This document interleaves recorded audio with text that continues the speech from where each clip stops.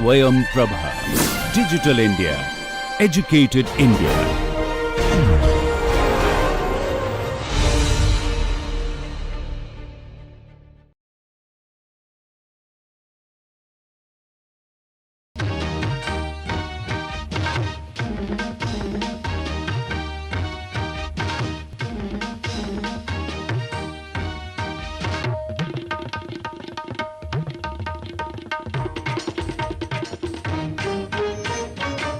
Welcome back to week 8.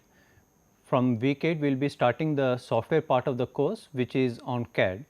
So, this week we will spend more time on introduction to the CAD, and towards the end of this week we will be using the software to create solid models, but in the next few weeks we will be going into advanced topics of developing solid models, assemblies, and extracting their drawings, as well as towards the end we will be doing those animations for assembled devices.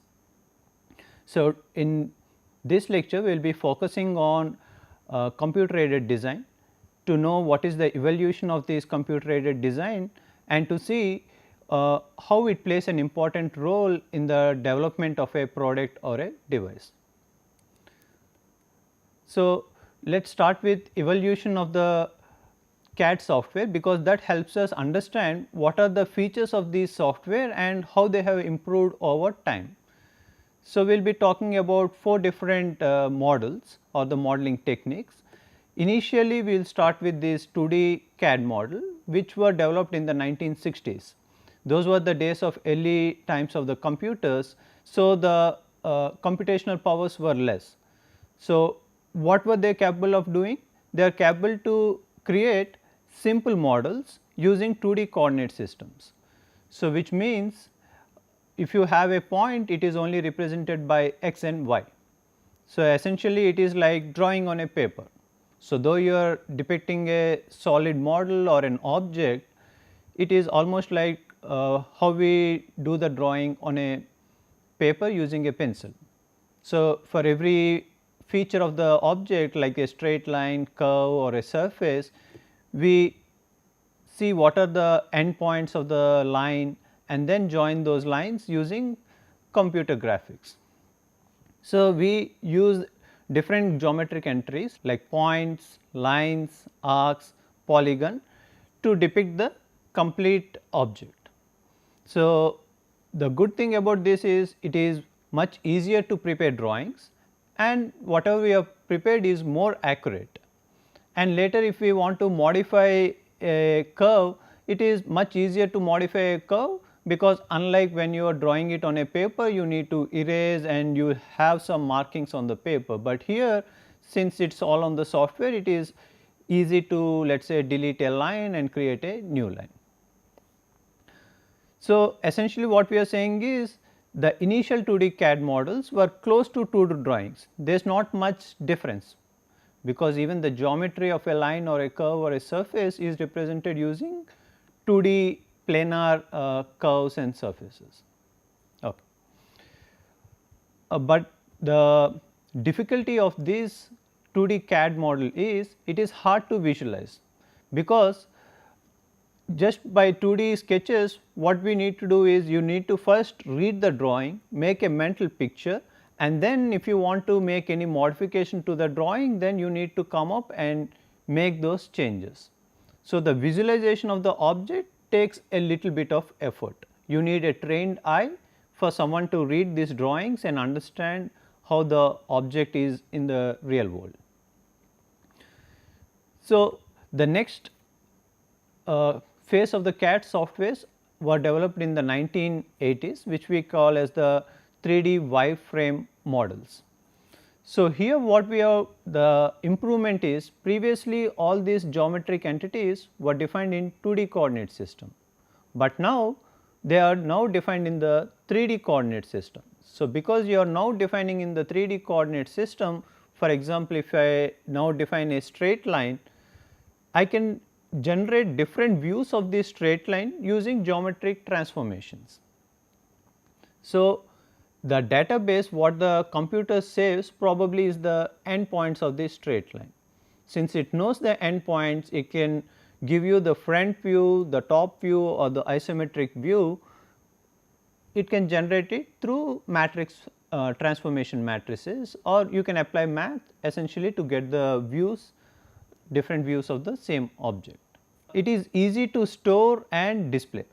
Easy to store because you have the complete details, the geometric details of the object, you can store it, and then depending on which view you want, then you can process the data and visualize it.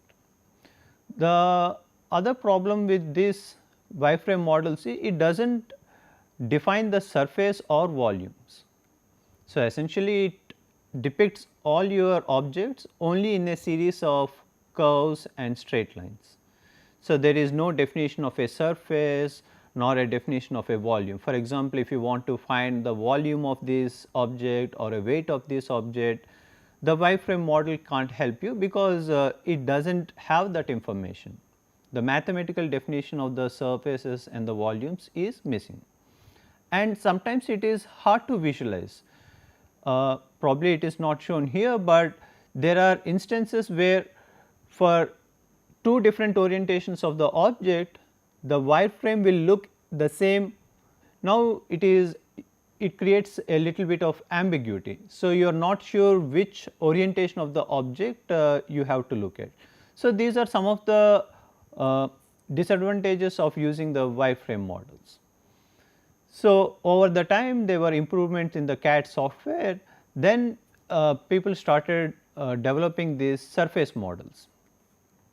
So, essentially what we do in a surface model is, if you want to show the object, you first model all the surfaces of the object and only show the outer surface of the object, because once you look at the outer surface of the object, you will get an idea about how the object looks like in the real world. So, what we are saying is we will develop and display surfaces to represent objects. Surfaces are mathematically modeled. This mathematical modeling is important because this helps you to see if a surface is rotated or translated or it is moved from one place to other, how can you show that in a different orientation. In other words, you can get different views of this object once you define the mathematical model of these surfaces. So, there is a representation called as the boundary representation, which is very commonly used for these surface models. So, what does boundary representation mean? You define the object by the boundary of it. So, for example, just let us talk about a simple rectangular area. Then you say you will define this rectangular area by the edges of this rectangle. Similarly, when you move to the 3D and let us say it is a cuboid, you define the cuboid by the 6 faces it has. So, once you define the 6 faces and you say these 6 faces are closed, then the software understands that it is an object and it will be it can help you represent that on your monitor screen. So, the good thing is it simplifies visualization. So, if you compare it with the previous two, the 2D CAD models or the 3D wireframe models, here the visualization is simplified because those ambiguities we were talking with the wireframe model are no more there. But in the recent times, the solid modeling is more popular because it has some other advantages which we will be discussing now. So, solid modeling looks very close to a surface model. So, if you look it on a monitor, the object, it looks exactly like the surface model, but the difference is the interior details of the object are also defined. So, for example, let us say if you are looking at this object which is shown on the slide, can we answer whether the inside of the object is empty or is it a solid block? So, both are possible. So, if I modeled it just by using the surface model, I can't answer whether it is a solid object or a hollow object. But now, if I model it with solid modeling, now I can answer this question whether it is a solid or a hollow object.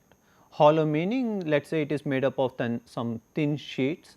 so that inside it is encompassing a volume. Okay. So, a very powerful and a common way to represent these solids is the constructive solid geometry. Here we start with primitives like some basic 3D objects. What are some of the basic 3D objects we can think of? A cuboid, a cylinder or a sphere, and maybe a few more based on the requirement. So, what we do is we do Boolean operations with these primitives. What are Boolean operations? These are things like add, subtract and intersect. So, for example, I can say, just to make it simplified, I am showing in 2D. Let us say we have a square and then a triangle. If you add them together, now you slightly increase the complexity of the object you are depicting, and maybe you can add a semisphere here to depict a further more complexity. So, if you look at real world objects, most of the real world objects can be modeled by doing these Boolean operations of addition, subtraction and intersection of some primitive objects or solids. So, sometimes for example, in this object, how did we create this hole? So, before creating the hole, probably it is a solid, and then we say it is intersection or subtraction of this solid object with a cylinder. So, let us say there is a cylinder lying here, then if we subtract the cylinder from the object, that is when we get the object with a hole. So, these are the kind of operations one can make to make slightly complex objects and which are close to the real world objects which we are designing. So, there are other features of solid modeling which made it more popular and which helps us in designing real world objects, such as feature based. So, if you look at this object, what are the kind of features we see? So, we see that there is a hole here, there is a fillet here, and we also notice that there is a chamfer here.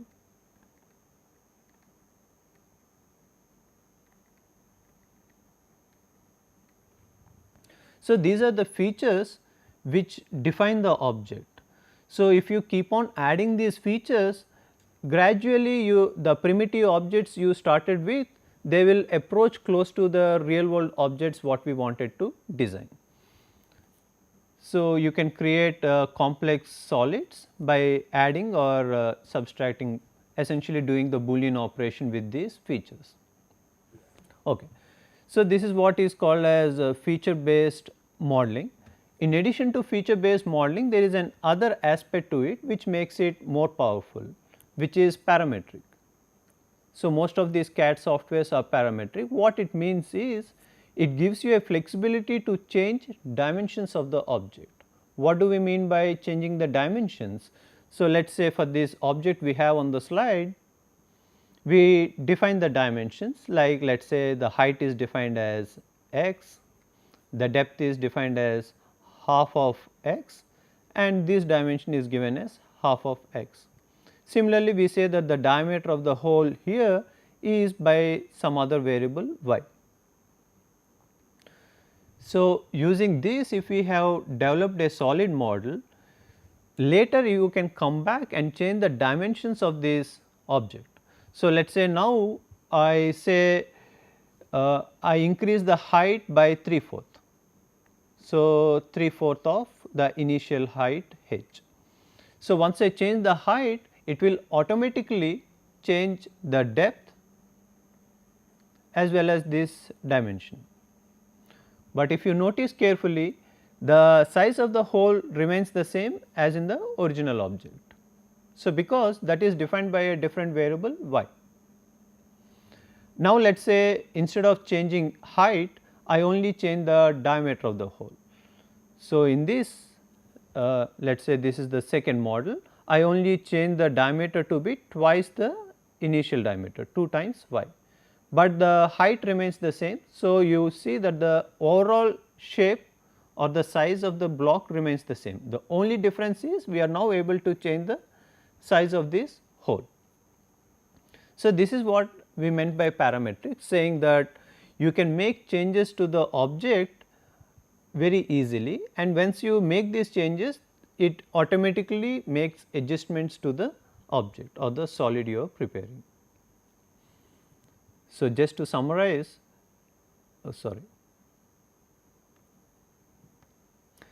So, to summarize what we have discussed till now is we have looked at 4 different ways the CAD models has evolved, starting with 2D CAD software where we are only working with 2D coordinate system. It had limitations like if you need to have a new view, you need to restart because you cannot use the same view. Over the time, the next improvement was the 3D wireframe models where the geometry is represented in 3D coordinate system.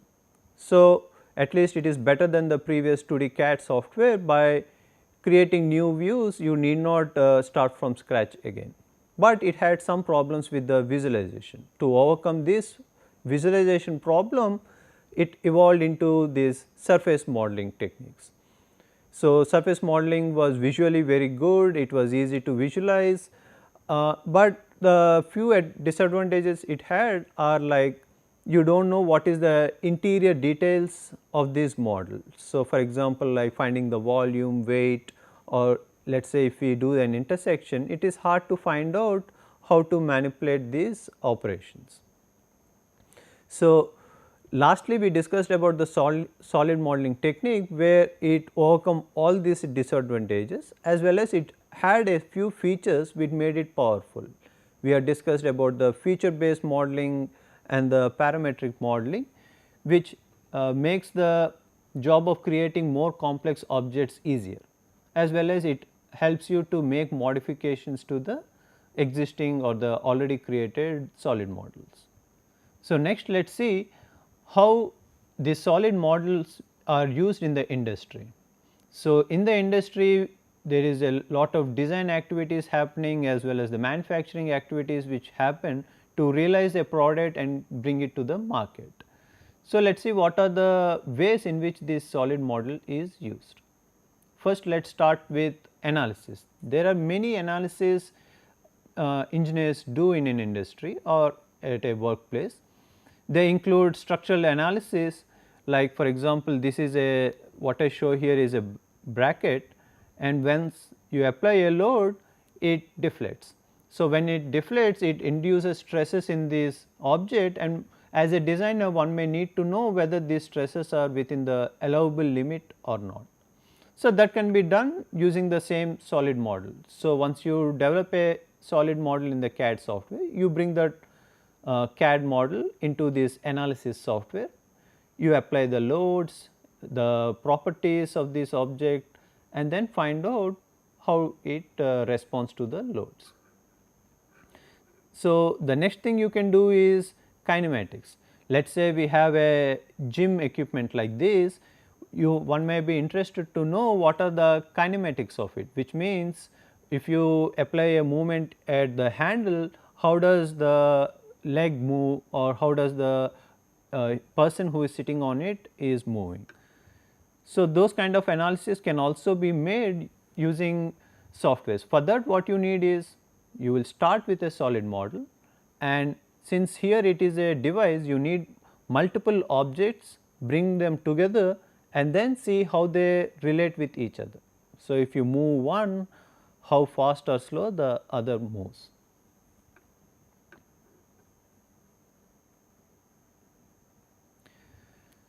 So, similarly we can also do assemblies, because at the end of the day most of the times we are looking at devices. Devices usually have more than a single component in it.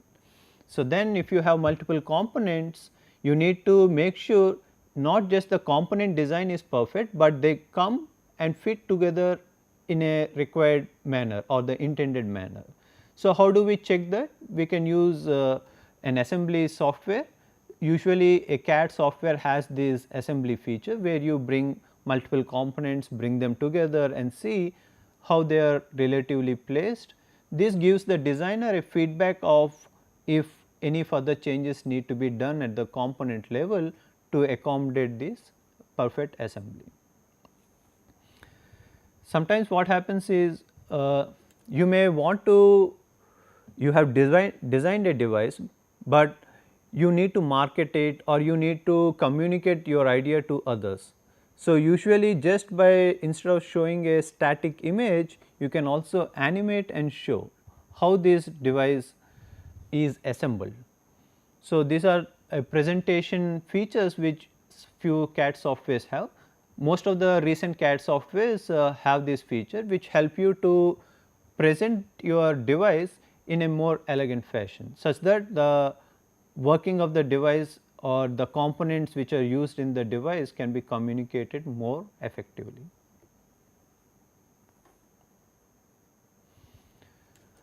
So, let us say we are done with the design process and then one need to fabricate your device or an instrument, then you need to approach a third person who fabricates these devices. Usually that third person takes engineering drawings which are more precise. So, for example, you can use the same solid model and with a click of a button the CAD software will help you get the design drawings. Of course, you need to specify what kind of drawings you need, do you need it at an assembly level, component level, and which views are you are interested to communicate your design.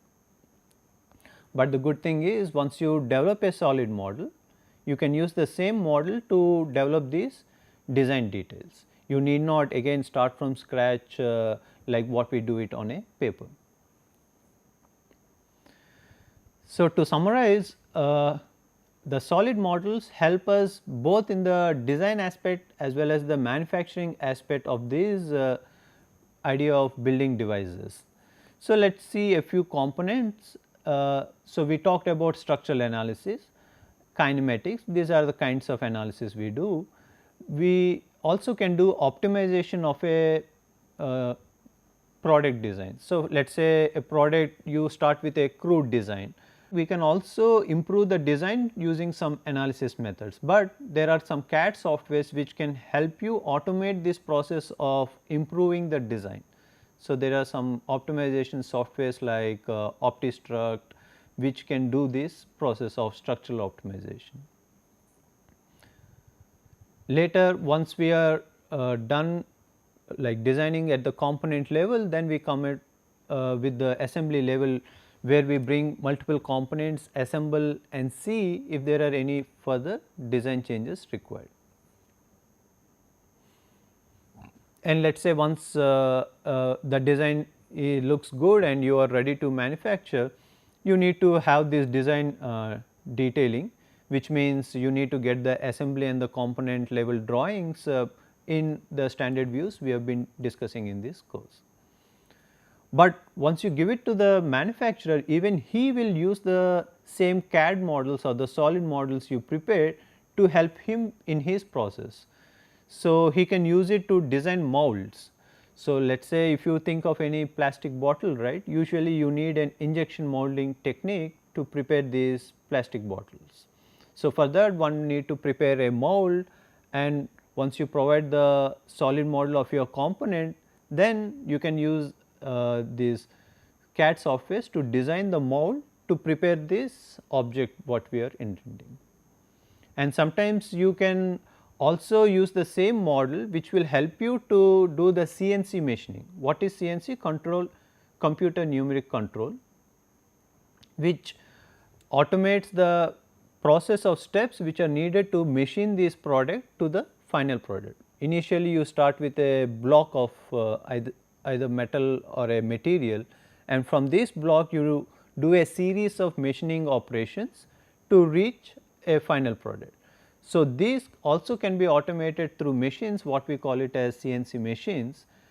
So, once you give a component to it, you need to generate a code for the steps needed to achieve the final product. This can be done by CNC softwares. Finally, let us say you have prepared the product and you want to inspect before you send it to the market. Even for that, you can use the CAD software, because let us say you have a laser scanner to scan the final product. Once you have the laser scanner, it will collect all the data points and recreate the model. Once you recreate the model, then you can compare this recreated model with the initial design and see whether it matches with the dimensions or the shape. So, if it is out of the acceptable tolerances, then you may reject the component, and if it is within the allowable limits, you accept the component for going to the market. So, what is central with all these activities of design and manufacturing is the solid model. So, which in this course will be helping you to develop enough skills where you can use a software and develop a good solid model. So, let me summarize this lecture. So, we started by looking at the evolution of CAD models, where we started with a 2D CAD model, then the 3D wireframe models, surface model, and finally, the solid model. We said currently in the industry, the solid modeling is a more powerful technique and very commonly used. This solid model is used both in the design and manufacturing. It plays a central role in the design and manufacturing of devices. So, how does it help us? It helps us with analysis techniques like the structural, thermal, fluid, kinematics and optimization that we have just discussed in the previous slide. In addition to that, we also can do the design detailing, and it also helps in the manufacturing activities like designing of molds, CNC programs to develop those CNC programs, as well as in the inspection of the final product. So, what we have discussed in this lecture is to say how CAD plays an important role in our idea of designing or developing these devices or machines. So, in the next few lectures, what we will be looking at, we will pick one CAD software and then see how to use that CAD software to develop these parts as well as assemblies. Okay, we will meet again in the next lecture. Thank you for your attention.